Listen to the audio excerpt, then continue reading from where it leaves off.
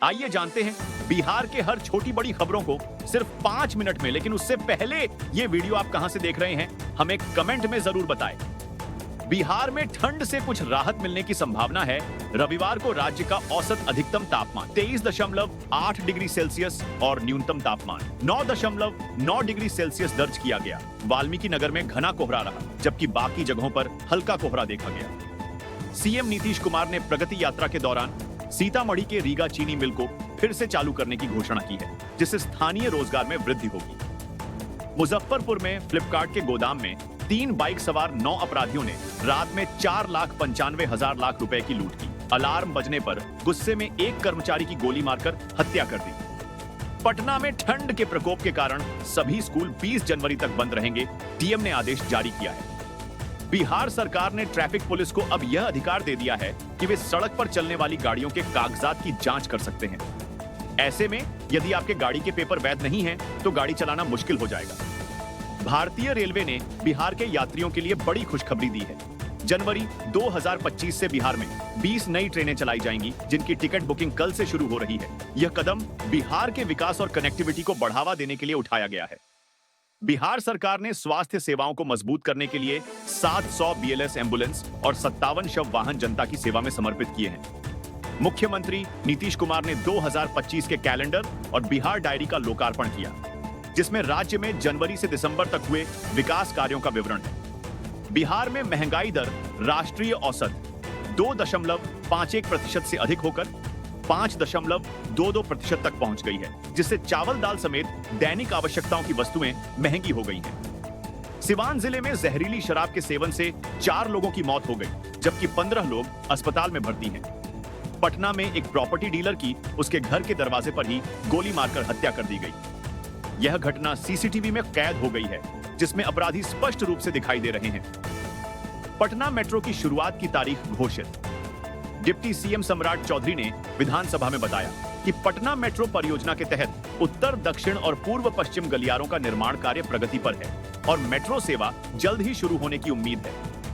केंद्रीय मंत्री नितिन गडकरी ने कहा है कि अगले 5 सालों में बिहार की सड़कों का नेटवर्क अमेरिका के बराबर होगा और राज्य के सड़क नेटवर्क में जबरदस्त सुधार हुआ है।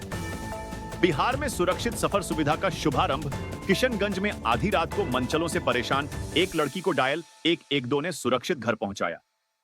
यह सेवा महिलाओं की सुरक्षा के लिए शुरू की गई है। अब मोबाइल पर बिहार के ट्रैफिक की जानकारी मिलेगी।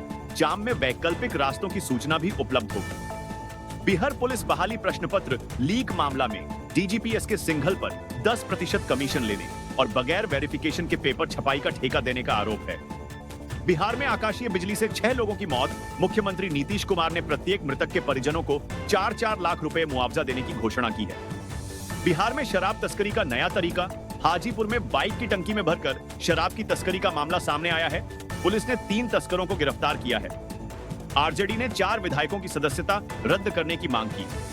नीलम देवी, प्रहलाद यादव, चेतन आनंद और संगीता कुमारी की सदस्यता रद्द कराने के लिए विधानसभा अध्यक्ष को पत्र लिखा गया है। बिहार में 17 साल बाद जिंदा मिला व्यक्ति।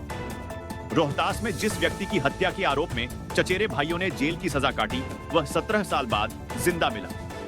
बिहार में दुर्गा पूजा में डीजे बजाने पर प्रतिबंध।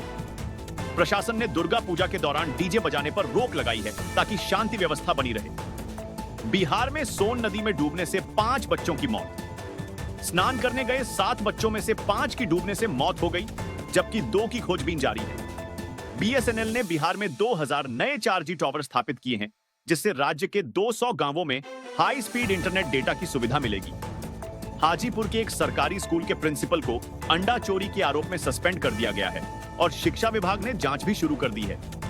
कैमूर जिले में एक पिता ने शराब के नशे में अपने बेटे की गला दबाकर हत्या कर दी, फिर चाकू से हमला कर उसकी आंखें भी फोड़ दी। देशी विदेशी कंपनियां बिहार में 1.8 लाख करोड़ रुपए का निवेश करेंगी, जिससे विभिन्न सेक्टरों में बम्पर नौकरियां निकलेंगी। बेतिया के लौरिया प्रखंड के मठिया गांव में एक और व्यक्ति की संदिग्ध मौत हो गई, जिससे मौतों का आंकड़ा बढ़कर 6 हो गया है। सभी की उम्र अलग अलग है और उनकी मौत भी अलग अलग तारीख को हुई है। इन मौतों से पूरे गांव में दहशत का माहौल है। पुलिस अधिकारी जांच में जुट गए हैं और स्थानीय स्वास्थ्य विभाग की टीम भी मृतकों के परिजनों से पूछताछ कर रही है। पटना में एक महिला ने सोमवार को सुसाइड कर लिया है। मृतका की पहचान सीतामढ़ी निवासी अंजलि कुमारी रूप में हुई है। 8 महीने पहले ही अंजलि की शादी हुई थी।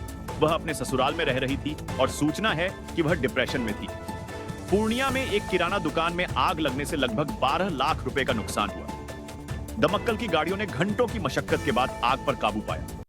शॉर्ट सर्किट को आग लगने का कारण माना जा रहा है। तो दोस्तों,